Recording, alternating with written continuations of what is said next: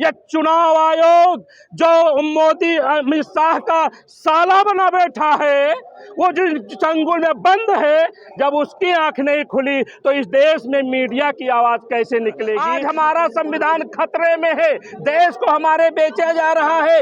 आज हमारे देश की संस्थाओं को बेच कर भारतीय जनता पार्टी कार्यालय बनवा रही है, और जो हमारा हक हकूक है, जो मतदान हमारा है, हमारा वोट है, उसके अधिकारों को खत्म किया जा रहा है। आप पूछ रहे हैं कि क्यों आए हैं। अगर जो हमारा संविधान जिंदा नहीं रहेगा तो हमारे जैसा किसान परिवार का व्यक्ति क्या करेगा। इस जी राहुल गांधी इस देश की महिलाओं की बात करते हैं, अगर जो मुद्दा नहीं है, अगर जो राहुल गांधी कांग्रेस पार्टी इस देश के नौजवानों की बात करती है, अगर जो कहते हैं मुद्दा नहीं है, तो हे मोदी जी, आप इस देश को जब तक बर्बाद करते रहोगे, ये देश के जितने सिपाही हैं, जो देश पसंद लोग हैं, जो कांग्रेसी लोग हैं, जिनके परिवार ने इस मिट्टी को अपने लहू से सींचा है, वो अपने जीते जी इस देश के बर्बाद होने नहीं देंगे। हम वो सिपाही हैं जो लोकतंत्र को जिंदा रखने के लिए अपने आप को भी कुर्बान करना पड़े तो हमें गम नहीं है। हार नहीं बचा पा रहे, हार की बौखलाहट। आप हार जीत की बात करते हो, क्या आपने हिटलर का नाम नहीं सुना? क्या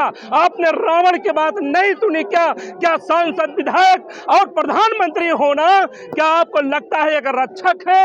ये हमारे देश के भक्षक है। आप संघ की विचारधारा को समझिए। अभी वंदे मातरम पर मोदी जी ने चर्चा कराया था, उनके किसी अज्ञानी मित्र ने उनको सलाह दी थी। आपने देखा सदन में किस प्रकार मुंह खानी पड़ी, मोदी जी का मुंह सूख गया, बोलने के लायक नहीं रहे। वो वंदे मातरम जिसको गा करके हमारे वीरों ने, हमारे शहीदों ने, हमारे कांग्रेसियों ने इस मिट्टी को आजाद कराया, इस देश को आजाद कराया, वो भारतीय जनता पार्टी जिसने आजादी में अपने नाखून नहीं कटाने का काम किया, वो सदन में चर्चा करके अपना मुंह नहीं काला किया तो क्या किया? हमारी नेता प्रियंका गांधी जी ने कहा था, आप लोगों भी कहा था, सदन में कहा था कि अगर जो आपको पंडित जवाहरलाल नेहरू से इतनी दिक्कत है, आपको हमारे त्याग से इतनी दिक्कत है, तो करा लीजिए डिबेट 1 घंटा का, 100 घंटा का। लेकिन उसके बाद तो आप नौजवानों की बात करोगे, उसके बाद आप देश की बात करोगे, उसके बाद लोकतंत्र की बात करोगे, गरीबों की बात करोगे, इस देश को बर्बाद नहीं विकास करने की बात करोगे। पंडित जवाहरलाल नेहरू वह नाम है जिसके आगे पीछे, जिसके पायजामे के नीचे, जिसके जूतों के नीचे छुप करके ये भारतीय जनता पार्टी अपनी राजनीति करना चाहती है। नौजवानों का अगर जो कोई रोजगार खाया तो मोदी सरकार है। इस देश के किसानों में यही दिल्ली की धरती है, यही दिल्ली की धरती है। आप लोगों के कैमरे बंद हो गए जब हजारों किसान यहीं पर शहीद हो गए। मोदी सरकार ने उनकी हत्याएं कर दी, उनके कृषि मंत्री के मुंह से एक शब्द भी सहानुभूति में नहीं निकला। फिर आपका कैमरा कहां चला गया? आप लोग ये जवाब मोदी सरकार से पूछने लायक नहीं होते हो। आप पूछते उससे हो जो इस देश के लिए जीता है, इस देश के लिए मरता है। राहुल गांधी अपने परिवार के लिए नहीं जीता, राहुल गांधी इस देश के लिए जीता है, इस वतन के लिए जीता है। आपको एक नारा याद होगा, माँ बेटे का ये बलिदान याद रखेगा हिंदुस्तान, याद रखेगा हिंदुस्तान। हूँ और किसान की पीड़ा को समझता हूँ, गांव में रहता हूँ, रोज बेरोजगारी की पीड़ा को जानता हूँ, अपने बहन बेटियों की इज्जत करना जानता हूँ। मैं दुख के साथ कहता हूँ, आप दिल्ली में पत्रकारिता करते हो, आपका क्या मामला है मैं नहीं जानता, लेकिन कभी अपने कैमरे को आप जरूरतमंदों के पास ले जाइए। मैं निश्चित कहूँगा आपके आंख से आंसू नहीं खून बहेगा।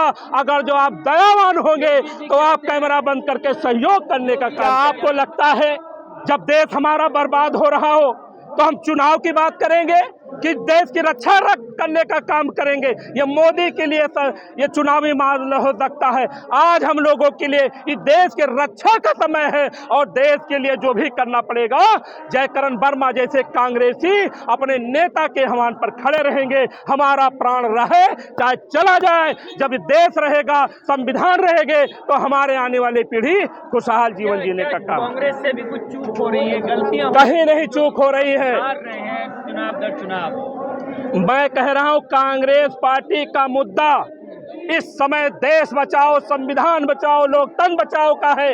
आप सत्ता की कहाँ बात लेकर चले आते हो? सरकार बनाना, गिराना, विधायक को खरीदना, बेचना, यह अमित शाह का काम हो सकता है, भाजपा का काम हो सकता है, ये कांग्रेस का काम नहीं हो सकता। वंदे मातरम पर उन्होंने चर्चा की। आप बता दीजिए, एक सवाल, किसी भी भारतीय जनता पार्टी के नेता के अंदर हिम्मत है? उन्होंने गिनाया अपना नाम। आप इस देश की आजादी में जब नाम पूछा गया तो कोई नाम आपके पास है? आपने कभी नाखून कटाने का काम किया है?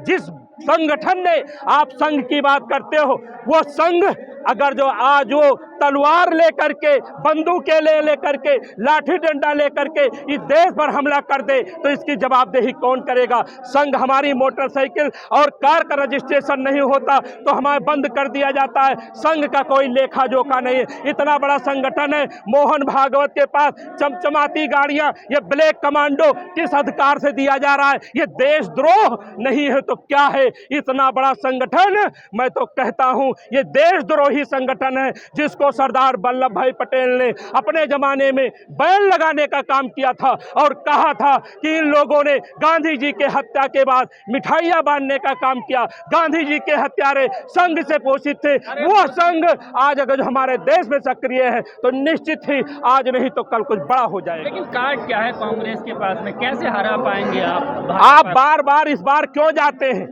मैं कहता हूं जब हमारा देश ही नहीं रहेगा तो हम सरकार बनाकर क्या करेंगे? हमारे लिए पहले संविधान है, पहले हमारा लोकतंत्र है, पहले हमारा ये मिट्टी, हमारा वतन है, जिसको हमारे लोगों ने खून पसीने से सींचा है। सत्ता आती जाती रहेगी, बहुत से लोग आए और चले गए, रावण आया चला गया, लेकिन हम उस पर नहीं जाना चाहते। हमारा वतन जिंदा रहेगा, हमारा संविधान जिंदा रहेगा, हमारे देश की मजबूती रहेगी तो हमारे जैसे लोगों को लगता है आपको, जो आप कह रहे हैं वोट चोर गद्दी छोड़, ऐसे गद्दी छोड़ देंगे क्या मोदी? ये नहीं, इससे क्या मतलब है? आप बात को समझते हैं। आज इस देश में माननीय राहुल गांधी जी जनता की आवाज है।